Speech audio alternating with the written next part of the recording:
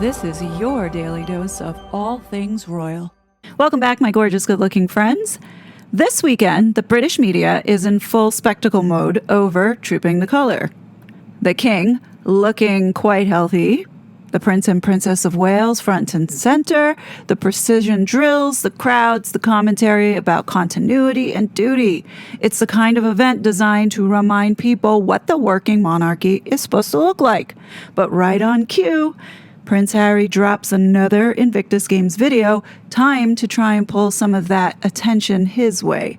And then the announcement lands that Meghan and the two invisible children will not be coming to the UK next month for the 1 year to go event for Invictus Birmingham. In addition to all of that, Meghan Markle is pictured with her alleged friend Kelly and her newborn, showing full face of this newborn baby.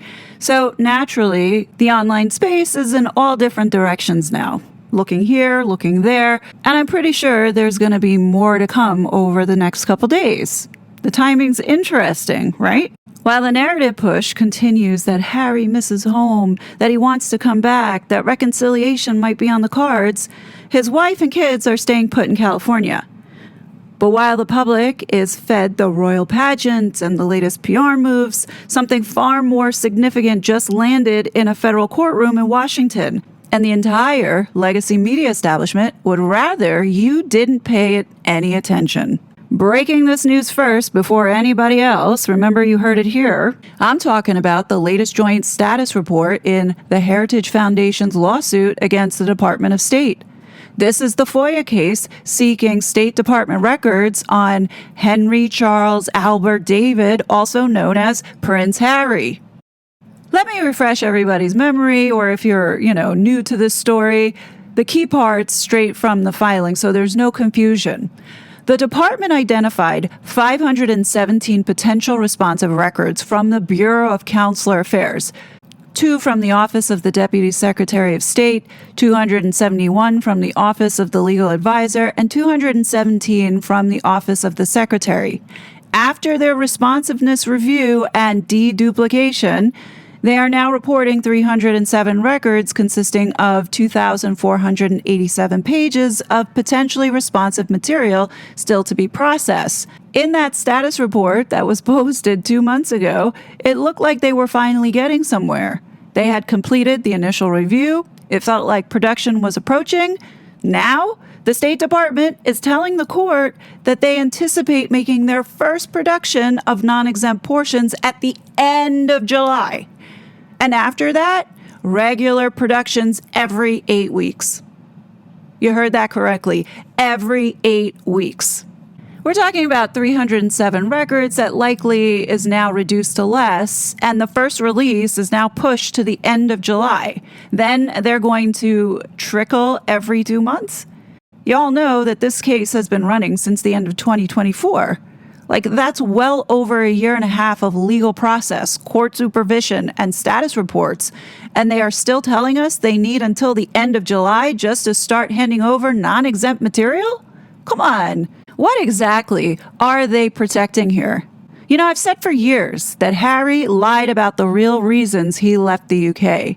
The privacy and normal life story never stacked up once Netflix and Spotify deals were signed, once the Oprah interview happened, and the stuff that they refused to report on, all the censorship and covert activity to undermine not only the U.S. election, but also the U.S. Constitution, specifically the First and Fourth Amendments. Anyone wonder why Niall Gardner refuses to touch this topic despite working for Heritage Foundation, which is supposed to be about protecting our Constitution? Think about this. Niall Gardner is British, and he's in the United States fighting for the U.S. Constitution. Now, in my opinion, Niall Gardner appears to be classic opposition to protect the crown. Because he comments all the time about the superficial stuff that Meghan Markle does, but never wants to touch any of this. None of it. It's only when certain things start to leak outside this little independent reporting bubble that Niall Gardner jumps in to take control of the narrative, like in the case of Archwell. When the news hit, that Archwell gave $250,000 to Ashley Biden's charity, Niall Gardner was all over it, demanding Congress look into Archwell and investigate, but then went back to criticizing Meghan Markle and how she's a disgrace to the royal family. That's priority over undermining the U.S. Constitution for Niall Gardner. And Niall Gardner cannot say that he is not aware to some degree, because there have been many of us, including myself, who have made attempts in various ways, whether it be through these videos, posting online, contacting Heritage Foundation. There's absolutely no way that at one point throughout the last several years, he didn't come across any of this information. But I digress. Ever since Trump got back into office, the evidence has mounted of Megxit not being what it claimed to be. Now we have this FOIA case dragging on with yet another delay, and the media is simultaneously pushing stories about Harry missing home and wanting to return. I mean, the timing all feels so coordinated.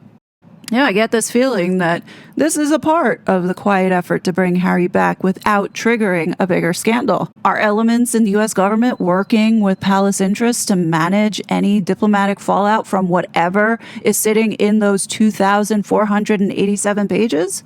Because if the records contain communications showing Harry briefing against the United States or the monarchy, or internal U.S. assessments of his conduct and reliability, or details of how his exit was facilitated versus what the public was told, or any high-level interest in his activities, then a smooth return narrative becomes a lot harder to sell, guys.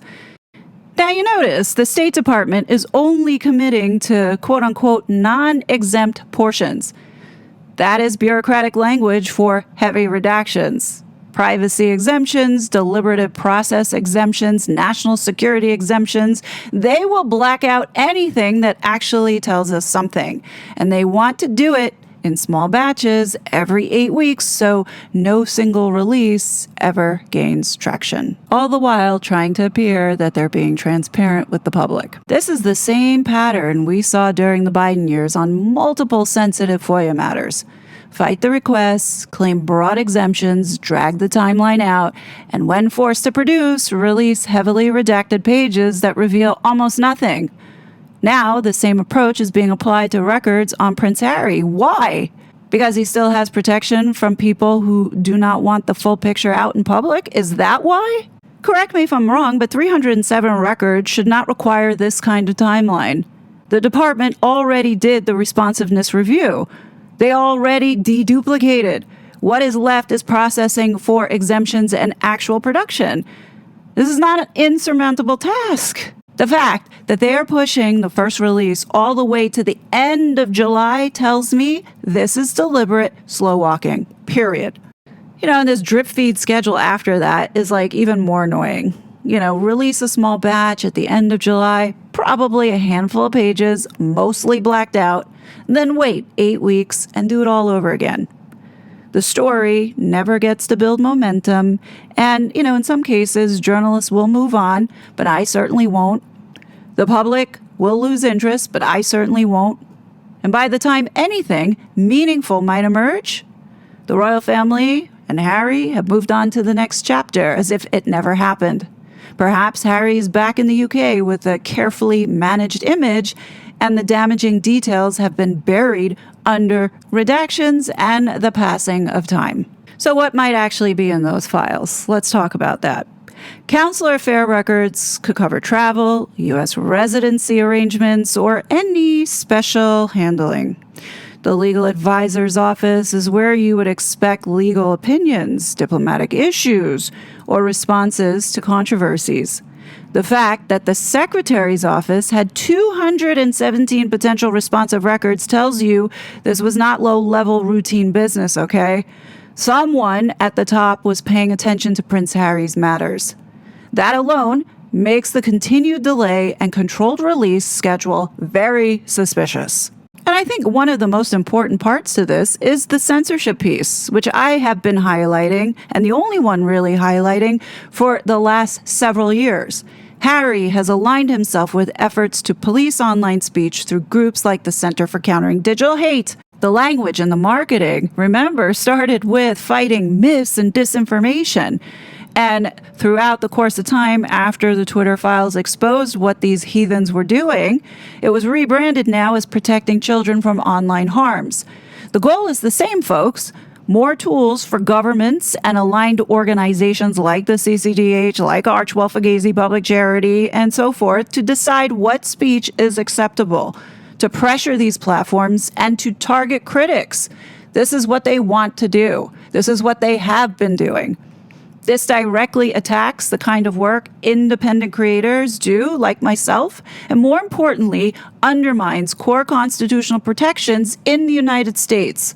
If the State Department records show the extent of Harry's engagement with U.S. officials on these issues, meaning meetings, correspondence, lobbying, or being used as a celebrity face for these initiatives, that would be a significant story, believe you me. It would show foreign influence shaping domestic debates over the First Amendment as well as our elections. That kind of revelation would be highly inconvenient for everyone involved in protecting the current narrative around this UK prince. Is that part of why we are seeing the slow production and the every 8-week schedule to control what comes out and when, maybe for political purposes? Maybe strategic advantage? I don't know.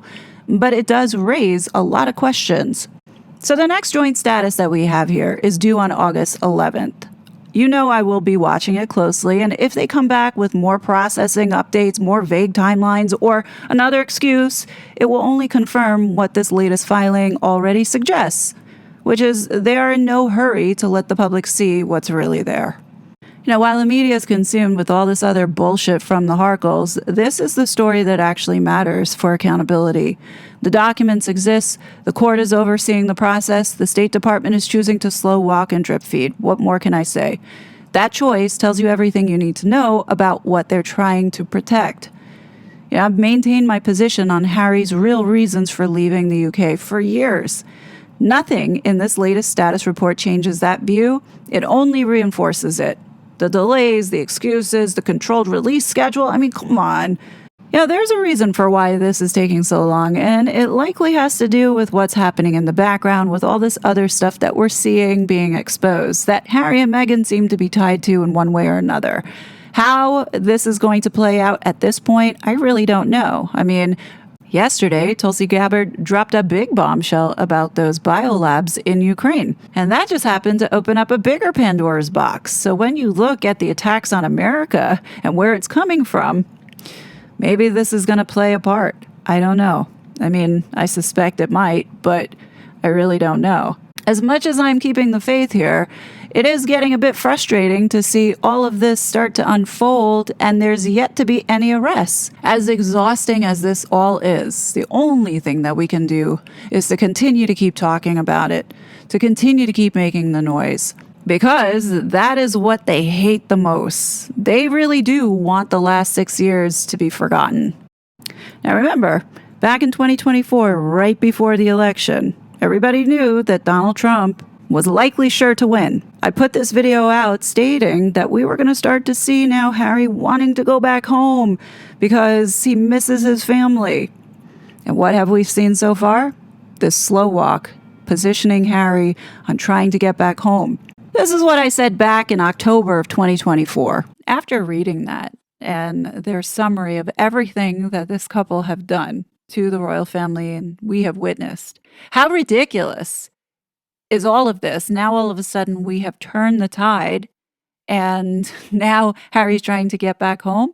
I truly believe it has everything to do with what their mission was in the first place when they came over here to the United States in 2020, which was to go ahead and help the Biden regime get elected into office, as well as beyond this censorship campaign in order to drive and push regulation. And being that they got called out and they didn't see Elon Musk buying Twitter, I think that foiled a lot of what they were planning on doing in clamping down on free speech. Also, Harry is not going to be protected here in the United States if Donald Trump gets into office, right? There's a lot of stuff that these two have done and have been involved with that I believe, is catching up with them. Hence the reason why this little coward is running back to the UK, making it look like he misses home so much. He misses his family. Now, I just want to say that this recent document doesn't mean that the Trump administration is protecting Prince Harry. This definitely has more to do with diplomatic affairs and likely to protect the royal family more than anything else. Now, the whole situation with his security, that too, there's something going on there. And the theory that I have is that it's likely because of what's in those Department of State files and what Harry has been up to here in this country is the reason why there is a delay. Now, we know all the dodgy things that have been going on.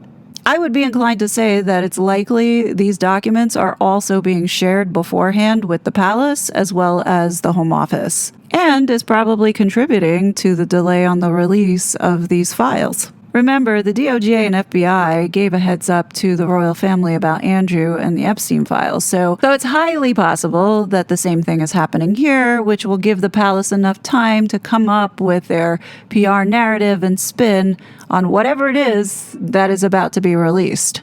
What we have to do now is we just have to continue to keep making noise, because that's the biggest thorn in their side. The other thing that we have to do is we have to pay close attention to the narratives that are going to come out over the next month before, hopefully, the release of the first batch of documents. And I believe what we're going to see leading up to Harry going over to the UK are these stories of Harry whining about how he doesn't have his security back and he, is upset that he can't bring his children over for them to see this wonderful event and his culture. And then we'll start to see stories, little seeds being planted here and there about Harry getting on the king's calendar while he's over in the UK, or possibly the king inviting him to his summer home to sit down for tea, some bullshit like that. All the while, we know behind the scenes, the palace is trying to work their magic to rehabilitate this asshole to bring him back in. That's what I honestly believe is going to happen. But you guys tell me what you think. How do you feel about this? Do you agree with what I'm seeing here? Definitely let me know your thoughts below. As always, I will be back with more content. But until then, please be safe, and I'll talk to you later. Bye. It was such a fraud.